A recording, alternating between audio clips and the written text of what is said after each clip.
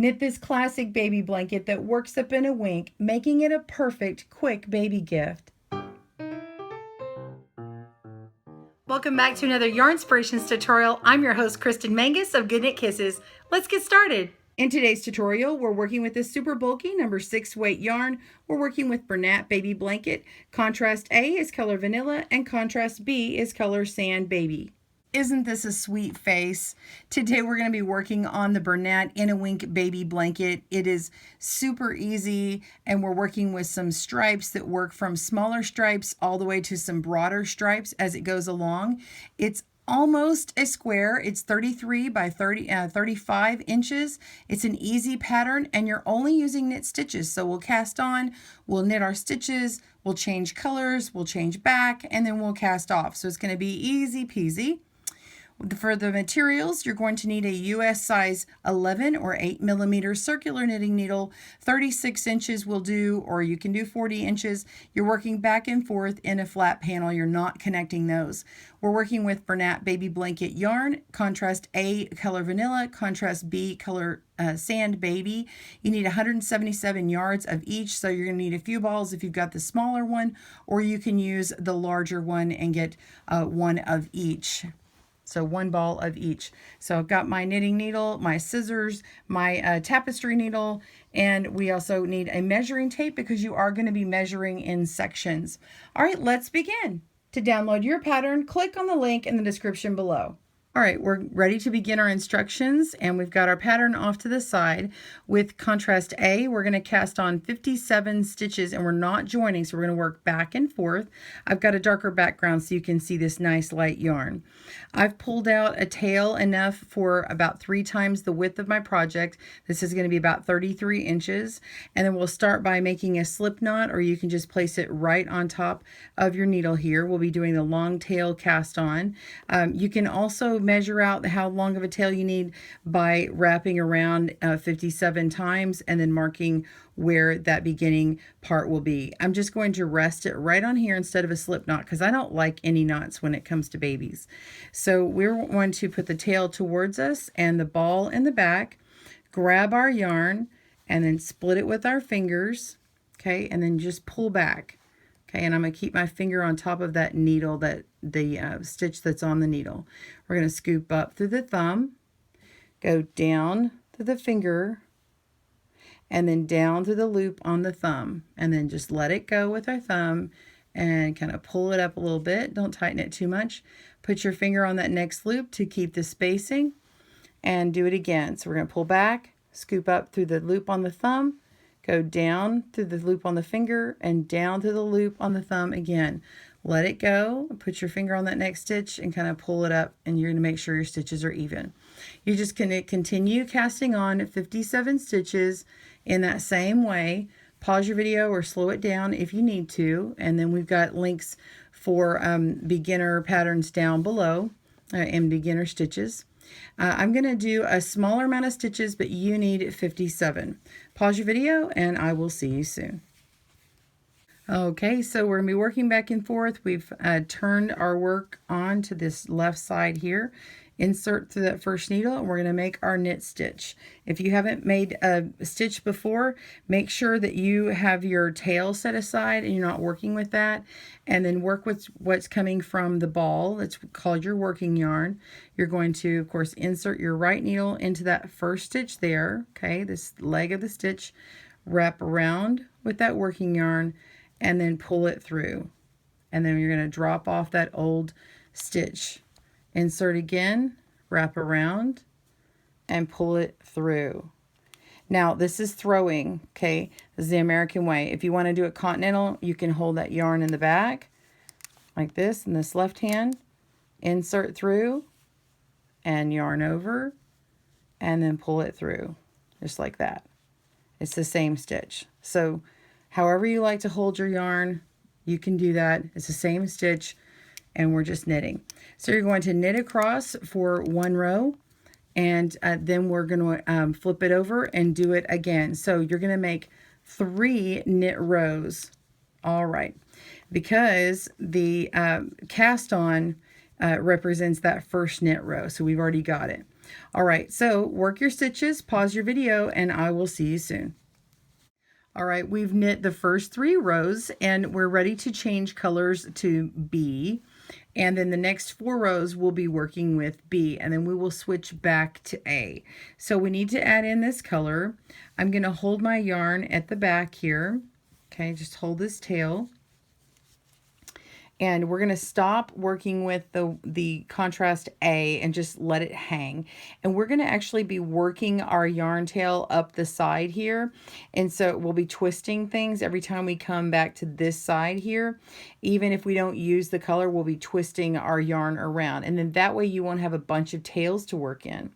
All right, so let's go ahead and insert our needle through that first stitch. So just like we're going to be knitting, we're going to yarn over with this new yarn and just knit that stitch and let it fall off. Okay, now we're going to insert into the second stitch. I'm going to teach you a trick here, and you can weave in this tail at the same time so you don't have to use the tapestry hook or tapestry needle on that.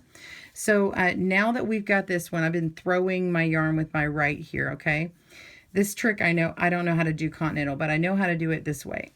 So I'm holding my tail from the new yarn here. But when I go into that stitch here, instead of just going ahead and yarning over, I'm going to tip my right needle under this tail here, okay? And now I'm going to yarn over just like I normally do. And then I'm just going to move my needle under and through just like I normally would and scoop up that yarn. Okay, so what it did is it put the tail in a different placement behind this stitch here, okay? And so now just knit that and let the old drop off, okay? And so it locked in, it's going to lock in the tail this next move. So we're going to go into this next stitch here and yarn over with our ball and pull it on through, okay? And so now that tail is now wrapped in and locked into the back of that stitch. Let's do that again here. So we're going to go into the next stitch, go under the tail, yarn over with the ball, and go under the tail and through the woods, through that stitch there, and then let the old one drop off.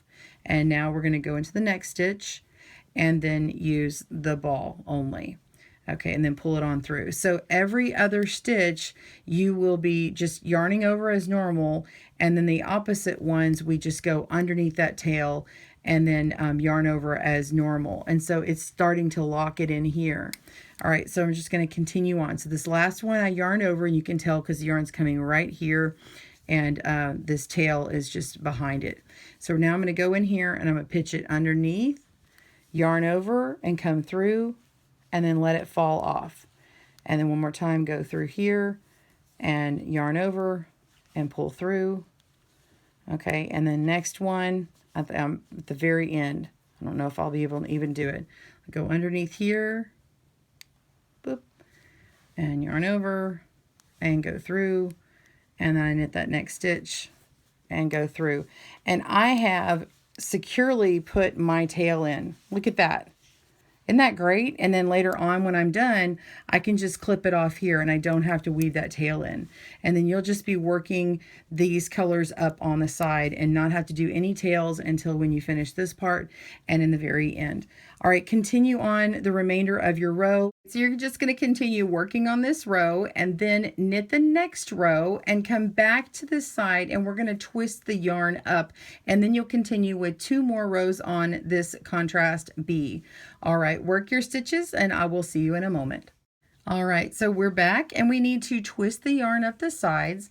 Now, I am not moving my balls at all. I'm leaving them in the spot they're in.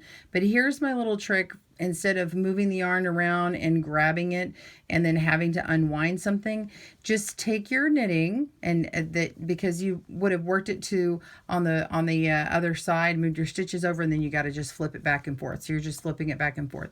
But what we want to do is take this needle and go all the way around 360 degrees. So I'm just turning it around like this.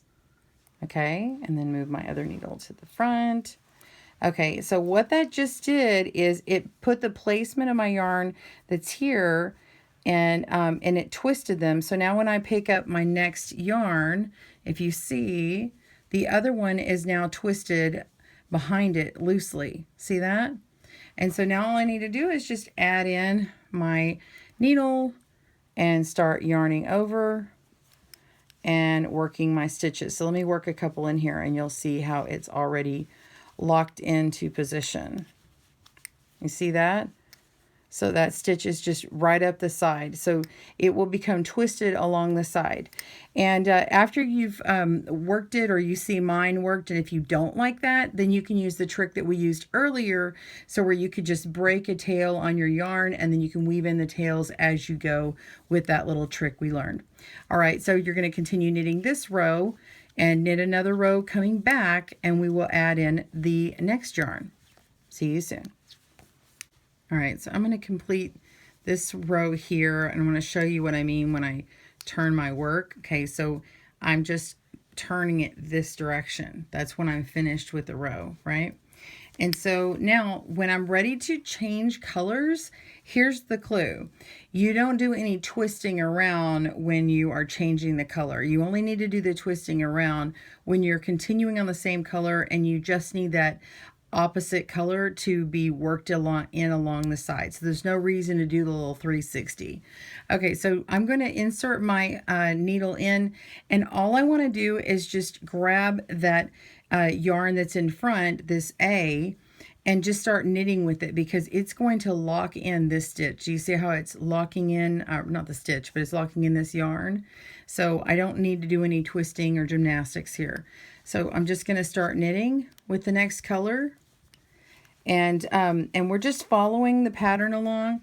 So we're going to repeat these next 4 stitches, our next 4 rows, and then we'll be changing again back to this one. So we've got B and then A that we work for 4 rows each. And then the pattern calls for you to work another set of these rows until you reach 10 inches. And then you make sure you end on a contrast A. So continue working all your rows and doing all your twisting up the sides, and pause your video and we'll meet back up when you get to 10 inches. See you soon. All right, so I've knit just another repeat of the 8 just to show you. So these are the 8 rows alternating from the B to the A, and you'll probably need at least 2 more repeats of those in order to get to the 10 inches. I'm going to put this down and show you the pattern. All right, so we're right here, and we have completed, once you've got to the 10 inches, you've completed the first stripe pattern. So the stripe pattern 1, until you're from the beginning, measures 10 inches or 25.5 centimeters. Then you're going to be ending on A after the 4 rows up here. Okay, so after you keep repeating between these 2 rows, get to 10 inches, and then you're going to move on to the next section, which is the stripe pattern 2. And so for the next 6 rows, instead of 4, you'll knit with B and then A again. So this is just like before, except we're adding on 2 more rows for each color. And then you'll repeat the last 12 rows, which are these 2 together, until your work from the beginning measures 22 inches or 56 centimeters, and you'll end in a color A again, but you'll just be working with 6. So pattern 1 works with 4 rows, pattern 2 works with 6 rows, and then we just jump over to this next column, and then you'll be working on the stripe pattern 3, and you'll just be working with 8 rows this time. So they're just getting taller and taller, those bands of color. So you switch from B to A, B to A, B to A, and repeat those last 16 rows until your work from the beginning measures approximately 35 inches, and you'll be ending with 7 rows of A instead of the 8, which means that when you finish, you'll be on a wrong side. Let me show you what that looks like. All right, so this is me ending on a right side row, and let's say this was 7 rows of white. You're actually going to be ending here. Okay, so you're going to start your cast off on this side. So let me just pull this row out just to show you.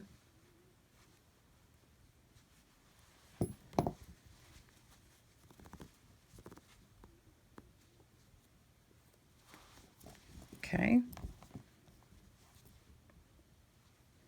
And if you ever need to pick your stitches up, you can see how I'm picking them up here. I'm making sure that the right leg of this stitch is in the front. And in this yarn, they stay in place pretty good. Or at least that I've found. All right, so to bind off on a wrong side row, you're going to be looking at where you can see all the color changes. So you know you're on the wrong side when you see the color changes. And you'll have 7 rows here. So let's just pretend like the whole thing is measured at 35 inches here for this tutorial. And you're going to knit the first 2 stitches. 1, 2, and then we're going to pass the first stitch that we did over the second stitch. So lift it up and over the tip of your needle, and then knits it off. Go to the next one and knit, and lift that back stitch over the top, and then that is cast off or bound off there. You're going to do it again all the way across all of your stitches, and when you reach the end, you just pull through the last one, and I'll show you what I mean in a moment. So pause your video. When we get back, I will show the last stitch. See you soon. And knit this last stitch over, and then we're just going to pull through a long loop here, and then just break our yarn, and you just pull that old out, and then we still have this tail from the last time we have color, so go ahead and clip that. And so you should have 3 tails left if you wove it in, the first one in like we did. You'll have the bind off, you'll have the cast on, and then you'll have this other color here. So that is it. You just take a wide-eyed tapestry needle and weave these stitches in. And I have videos down on the links below, and click on that for more details on how to do that. Well, I hope you like learning about how to make the In a Wink baby blanket. It's very sweet. It knits up very quickly, and I think it'd be a great cuddly to give to your new favorite loved one. All right, well, enjoy those sweet babies for me. On behalf of Your Inspirations and GoodKnit Kisses, I'm your host, Kristen, wishing you happy knitting. Bye-bye.